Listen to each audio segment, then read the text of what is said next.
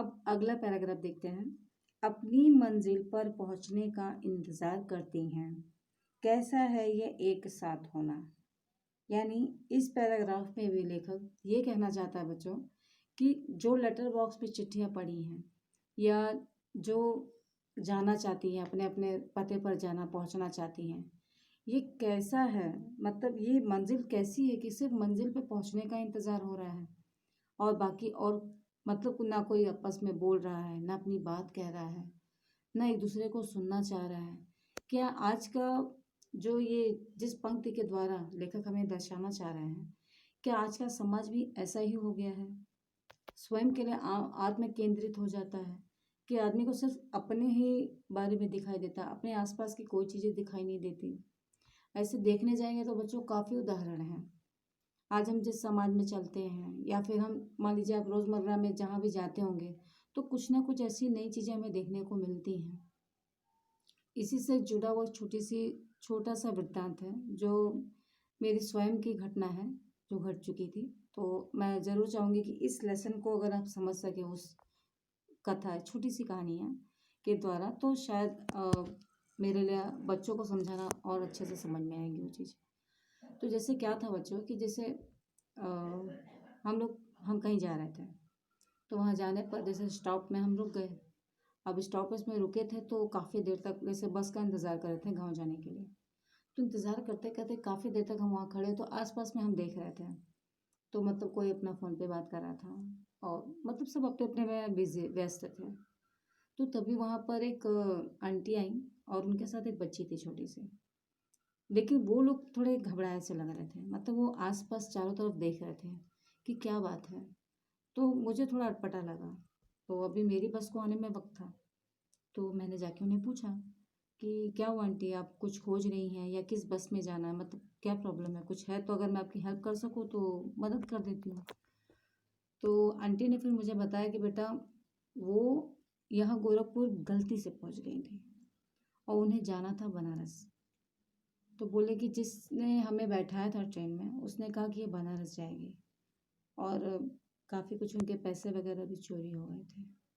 तो इस नाते से क्या हुआ, फिर मैंने उनको बताया कि अब बनारस जाना चाहते हो, बनारस यहाँ से आपको बस मिल जाएगी, आप बस ले लीजिए। तो फिर उन्होंने बताया कि मतलब जो है उतने में तो पहुँच जाएंगे, लेकिन जैसे उनके पास जो फ़ोन वगैरह था वो जिसने बैठाया था ट्रेन में जिसको पूछ के, जैसे इन्होंने किसी अनजाने से ही पूछा था और उस अनजाने ने क्या किया उस दौरान बैठाने में और इनको भेजने में काफ़ी चीज़ें इनके गायब कर दी थी। जैसे कुछ सामान गायब हो गया था, पैसे का भी बैग गायब हुआ था, काफ़ी चीज़ें इनकी गायब हो गई थी। तो छोटे से बच्चे को लेके परेशान थी। तो फिर हमने उनको सही बस में बैठाया, वो बस पे बैठे। फिर निकलने से पहले उनके घर पे हमने फ़ोन किया कि ये आंटी यहाँ से बनारस के लिए निकल रही हैं, इनके साथ थोड़ी प्रॉब्लम हो गई है, बट अभी मैंने इनको बस में बैठा लिया है, जब ये उतरती हैं तो आप इन्हें ले लीजिएगा, वहाँ से आके ले लीजिएगा। तो ये एक छोटी सी घटना है, लेकिन इस घटना में अब आप सोचिए कि अगर जैसे वहाँ पर मैंने जैसे आपको कहा बच्चों कि जब हम वहाँ बस स्टॉप पे थे तो वहाँ हर कोई अपने अपने में व्यस्त था। किसी को जाने की जल्दी है, किसी को आराम से लोग बैठे थे अपना फ़ोन पे बात कर रहे थे कि जब तक बस नहीं आ रही चलो तब तक टाइम पास, कुछ मोबाइल में बिजी थे। लेकिन कैसा होता है कि अगर हम अपने आसपास हैं, हम कहीं अगर खड़े होते हैं तो जैसे कहा जाता है ना कि थोड़ा सचेत और मतलब ऐसे भी मत खड़े रहो कि आपको पता ही नहीं चले कि क्या हो रहा है आसपास में अपने। तो यही चीज़ यहाँ पर है। अब चूंकि मैंने तो आंटी की मदद की और वो करने के बाद एक बहुत अच्छा सुकून महसूस होता है बच्चों। जब हम किसी की मदद करते हैं और मदद करने के बाद वो आंटी आसानी से अपने घर पहुंची होंगी, तो उनका फिर उस नंबर से मुझे कॉल भी आई थी कि थैंक यू बेटा आपने मदद की। तो वो एक थैंक यू जो होता है ना बच्चों, वो बहुत इम्पोर्टेंट होता है, क्योंकि वो हमें किसी ने सिखाया था क्या, नहीं, हमने अपनी मर्जी से उसे किया। और यही चीज़ यहाँ पर इस लेखन के माध्यम से लेखक भी यही कहना चाहता है कि हम जिस समाज में रहते हैं हमें आपस में बोल चाल करना, आपस में हम अगर कहीं जा भी रहे हैं तो ये सारी चीज़ें कैसे होती हैं, जब तक हम एक दूसरे में घुलते मिलते नहीं हैं हमें बहुत चीज़ें पता भी चलती हैं, बहुत चीज़ें नहीं भी पता चलती हैं। लेकिन ये तभी होता है जब हम चीज़ें इस तरह से करते हैं या सीखते हैं। तो चूँकि उनकी मैंने मदद की तो मुझे बहुत अच्छा लगा और उसके बाद फिर हम अपने घर के लिए निकल गए। तो एक छोटी-सी घटना थी जिससे मैं इन 2 पंक्तियों को जैसे कि अपनी मंज़िल पर पहुँचने का इंतज़ार करती हैं, हम भी अपनी मंज़िल पे ही पहुँचना चाहते थे। तो यहाँ पर क्या हो रहा है, मंज़िल पे पहुँचना तो चाहती हूँ लेकिन उसकी कोई शर्त तो नहीं रखी है ना। तो इस दौरान क्या हुआ, जो मेरे साथ घटा मैंने आपसे शेयर किया। ऐसे आपके साथ भी अगर कुछ ऐसी बातें हुई हैं, तो आप उसको लिखित रूप में या फिर जब हम कभी मिले बच्चों, तो ज़रूर शेयर कीजिएगा।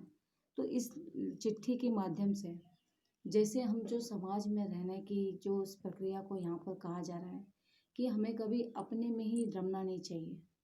जैसे चूँकि एक होता है ना बच्चों की, जैसे हम बस की यात्रा मैंने आपको बताई, ऐसे ट्रेन की भी यात्रा होती है। अब ट्रेन के डब्बे में जब हम चढ़ते हैं, तो चूँकि हमें अब अगर आपको गोरखपुर से कहीं जाना है या मान लीजिए आप बम्बई जाना चाहते हो, तो कम से कम 2 दिन का समय तो आपको लगेगा। अब उस ट्रेन के डब्बे में जितने लोग बैठे हैं, क्या एकदम वो चुपचाप बैठे रहते हैं? नहीं, वहाँ पे तो आपस में बातचीत होती है, लेकिन सबके दिमाग में क्या होता है, एक ही बात होती है कि मुझे जल्दी से जल्दी मेरे मंज़िल पर पहुँचना है। चूँकि वहाँ जितने बैठे हैं, सबको यही इंतज़ार होता है कि वो अपने-अपने मंज़िल पे पहुँचे। लेकिन उस मंज़िल पे पहुँचने की जो दूरी है, वो दूरी तो लंबी जा रही है, जिसमें बहुत जगह पे हम ऐसा देखते हैं कि हम आपस में लोग मिलते हैं, बातचीत करते हैं। कुछ जगहों पे बच्चों होता है कि बहुत जगह पे ये नहीं होता है। लोग अपने-अपने में ही रहते हैं। अपना पेपर पढ़ लिया, मोबाइल में देख लिया। कुछ लोग तो लैपटॉप लेके चलते हैं, मतलब ऑफ़िस का भी काम वो लोग करते हुए चलते हैं। इससे क्या होता है कि एक सामाजिक जो दूरी है, जहाँ हम मिक्स हो सकते हैं, आपस में बातें हो सकती हैं, तो कहीं न कहीं आज वो क्या हो गया है, सब अपनी आधुनिक सुख-सुविधाओं के चलते, वो अपने उसी चीज़ को महत्व ज़्यादा दे रहे हैं और वो अपने आस-पास क्या होता है, वो देखते ही नहीं हैं। और ये चीज़ तभी होती है बच्चों, जैसे अभी छोटेपन से लेके अभी आप जिस एज में हो, अभी तो सब नॉर्मल रहता है, सब ठीक रहता है। लेकिन धीरे-धीरे जैसे हम बढ़ते जाते हैं, तो उसके साथ क्या होता है, उसके साथ हम आगे की जब बागडोर सँभालते हैं, तो कहीं न कहीं ये चीज़ हमें दबाती जाती है और तब हम आत्म केंद्रित हो जाते हैं। यानी सिर्फ़ स्वयं के बारे में, अपने स्वयं के आस-पास क्या हो रहा है बस हम वही देखते हैं। हमें और कोई चीज़ दिखाई नहीं देती। तो यहाँ पर भी बच्चों कहने का तात्पर्य इतना ही है कि अगर हम जैसे लेटर बॉक्स में पड़ी चिट्ठियाँ जो है एक ही जगह पर, एक ही लिफाफे में हैं, लेकिन आस-पास हैं, इकट्ठी हैं, गिरी हुई हैं, लेकिन वो आपस में बात भी नहीं करते, बोलती भी नहीं। बिना बात किए, बिना बोले कोई रह सकता है भला? लेकिन यहाँ तो ये चीज़ें हो रही हैं और जिस तरह से समाज के प्रति लेखक ने यहाँ पे जो चीज़ें दर्शाई हैं, तो वो भी चीज़ें हमें देखने को मिलती हैं।